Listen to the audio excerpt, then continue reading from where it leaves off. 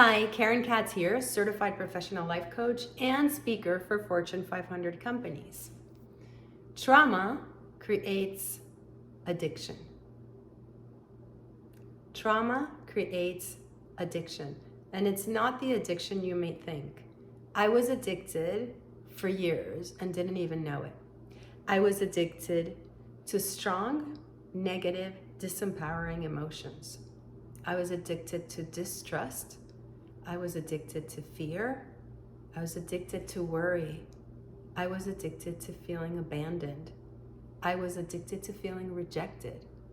I was addicted to feeling like a victim and didn't even know it. I would think constantly that people were doing things to me, that they wanted to hurt me, that they were after me, that they didn't understand me, that they were trying to get back at me. And here's the part that I could not understand through all those years. I was the one putting out the signal. And my mind was just confirming this identity. This signal was buried in my subconscious. This signal was saying, I am unworthy, I am unlovable, I am abandoned, I am rejected, I am not good enough. I couldn't see the signal.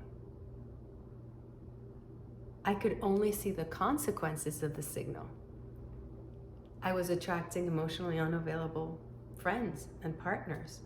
I was attracting people and situations that didn't value or appreciate me. I was underpaid. I was undercharging. I could see the consequences of it, but I couldn't see that there was a signal being sent out. If you want to see in detail how this works, creating an expectation, check out the free training below where I explain it all in detail. Here's the most important part for now. When I understood this, everything began to change fast. I was the signaling force and not the victim. I was the signaling force and not the victim. A victim is just an empath that doesn't know they're an empath. Are you an empath? If you're not sure, check out the links below.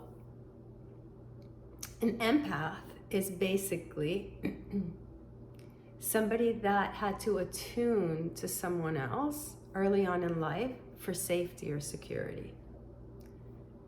Trauma or traumatic experiences, and when I say trauma, it doesn't have to necessarily be those big traumas that we associate with the word. Trauma is an overload to our nervous system, to our sensitive, not weak, nervous system. Any situation that felt like an overload to our sensitive nervous system caused a traumatic experience. When we've had such experiences, we learn to attune to someone else for safety. We have to read their moods to avoid danger, to avoid being hurt, avoid being punished, avoid being humiliated, avoid being rejected. We have to attune to them so keenly that we forget ourselves. We merge into somebody else's frame and we disconnect from our own sense of self, eroding our self-worth bit by bit, leading to extreme insecurity, people-pleasing, codependence, overloaded by other people's emotions, tremendous anxiety, panic, fear, depression. I was attracting people and situations that matched the signal like a radio tuner.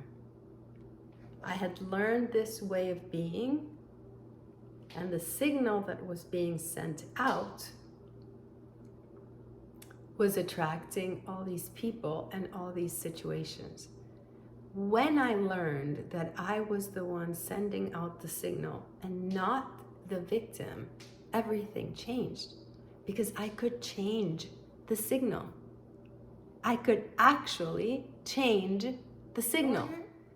In order to change the signal, two things need to happen. Number one, we need to learn to tune to other signals.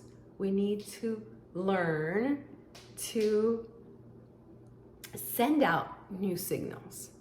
And we need to learn to heal the old signals, kind of like emptying out a closet before we buy new clothes. If we buy new clothes and just stuff it in with the old, it's gonna be a big hot mess and it's gonna be no fun to get dressed every morning. Same way, we wanna clean out, heal those wounds so that we can send out a clean, new, powerful signal. Bottom line is, if you're stuck in this place, I feel for you. It's a very dark, difficult space to be in. It feels like there's no way out. We don't know any other way of being. We don't even know what we're doing. Here's the thing. As long as we keep thinking that we are a victim, we remain in that situation. When we realize it's not them doing it to me, it's not them doing it to you, it's actually you sending out a signal that attracts those situations, those people, those experiences, everything changes. It's not your fault. It was never your fault. Those experiences, those difficult experiences you've lived, set you up in this pattern. They were consequences of trauma, overload to your sensitive, not weak nervous system. It was unfair, but as long as you stay focused on them, you stay stuck.